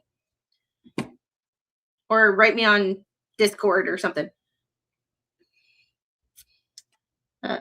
Lisa Lee holds donations that she has not disbursed to the debtor. The debtor's interest, if any, is at most a contingent claim against Lisa Lee. The complaint pleads no facts establishing any donor intended the funds to belong to the debtor on a petition date. The debtor has a right to possession of the funds or that the funds were earmarked for the debtor in any legally enforceable way. And this right here is one of the reasons that when it comes to random people all over the country, all over the world, donating money for a specific person, if it is not in a GoFundMe or GiveSendGo where the funds are earmarked and payable only to the specific person, it gets complicated because just because it's morally and ethically wrong, is it legally enforceable? And that's where Lisa Lee saying, that's all my money. Legally, she may not be wrong. morally and ethically, she's a flea bag. However, legally, is it wrong? And there's the million-dollar question. And that's where it gets complicated. And that's why you just don't get yourself into these situations, because shit gets complicated. Without those facts, the allegation does not describe schedulable property at all, let alone specific omission. No. And even if it did, the allegation does not say how much, from whom, when, and under what circumstances. And here's my problem with this, is because if it did say her or super chats, or it did say her PayPal or whatever, that is still payable to her. It's not like she was holding a give, send, go for her and didn't release the funds to Lynette.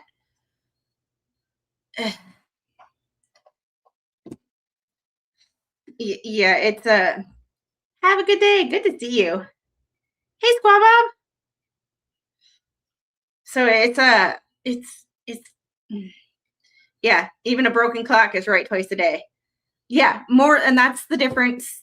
We always talk about on this channel how there is a huge gap between what is morally and ethically right and what is legally right. And just because you are crossed morally or ethically does not mean that someone legally crossed you. It's a fucked up situation. But sometimes, and like, I have to look back at the original complaint to see what everything was. I don't remember that far back. Like I said, I couldn't even remember Lips's first name. So it's, yeah, there's a big difference. Big difference. Well, not for a lot of people. Not for some people. But for most people,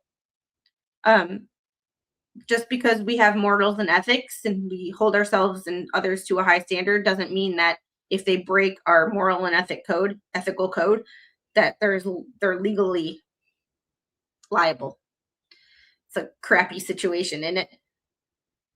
The complaint alleges no badge of fraud, no inconsistent statement, no contemporaneous denial when debtor was asked about these items at the Section 341 meeting, no pattern of non-disclosure across schedules, and no benefit of the debtor stood to gain from the alleged omissions.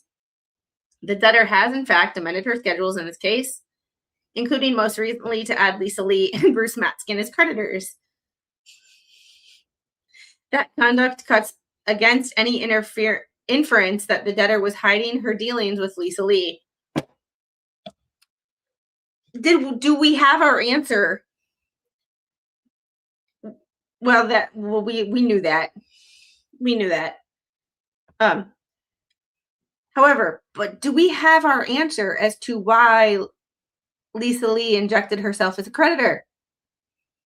Do we have an answer? Did he basically tell on her?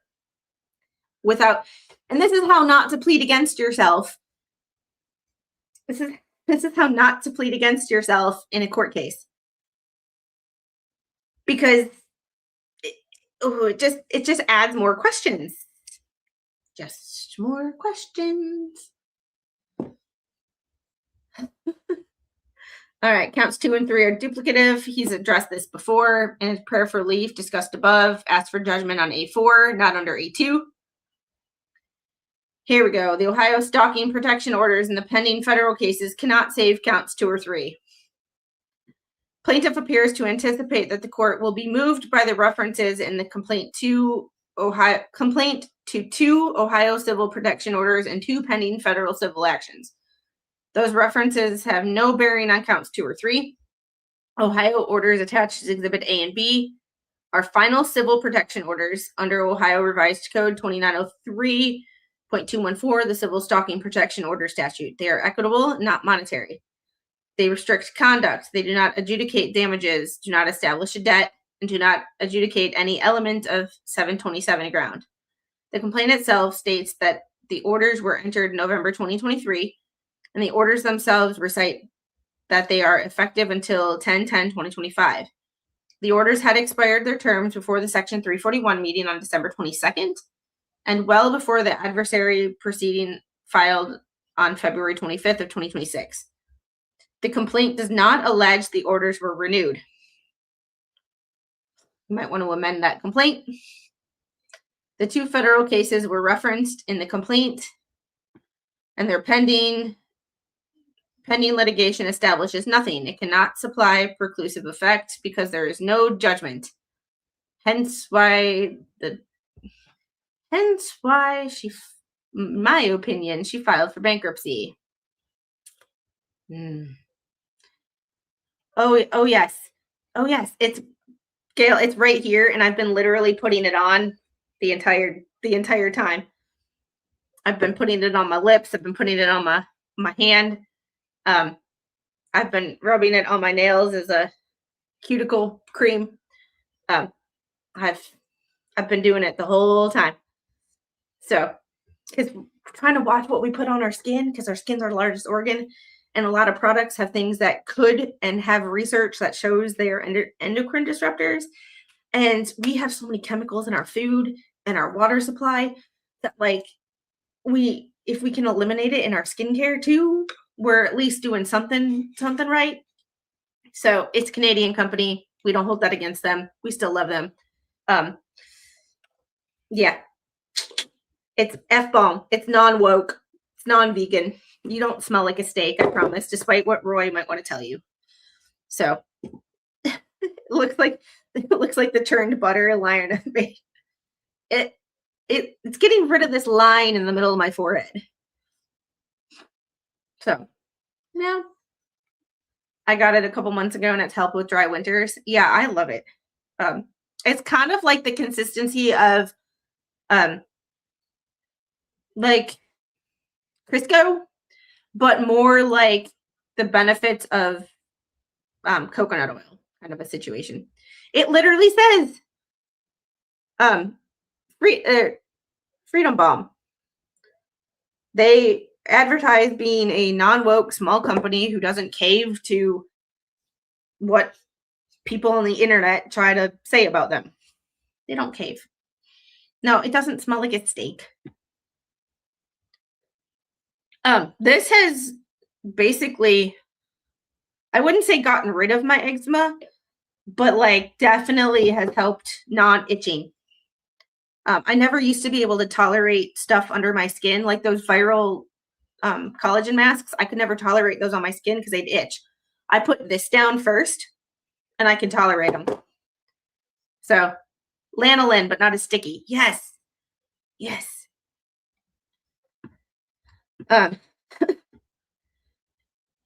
So basically, this is just him saying that they don't matter. It doesn't. There's nothing that can save these. It's just, this is one of those motions where I sort of agree with some of the things he's saying, but how it's presented is like slimy. I don't want to, it's weird because I don't want to be like, here. The way certain parts of this are labeled just makes me think and makes me ask more questions about intent. Like saying Lisa Lee is now established herself as a creditor. Is that so you can't have, she has third-party money that she's keeping from Lynette for the purposes of the bankruptcy and be viewed as a creditor at the same time? So is that why she interjected herself as a creditor? It makes me ask more questions. And I don't think the purpose of this was to make people ask more questions, but I think it backfired. He may have some very valid points, and we will wait to see what the judge says. However, it just makes me ask more questions, and sometimes less is more, and I don't think this needed to be 14 pages. I really don't. And then he just puts all the creditors, PayPal, One Main Financial, which has all their addresses and stuff, and I'm not going to do that. So just to keep the YouTube people happy. However,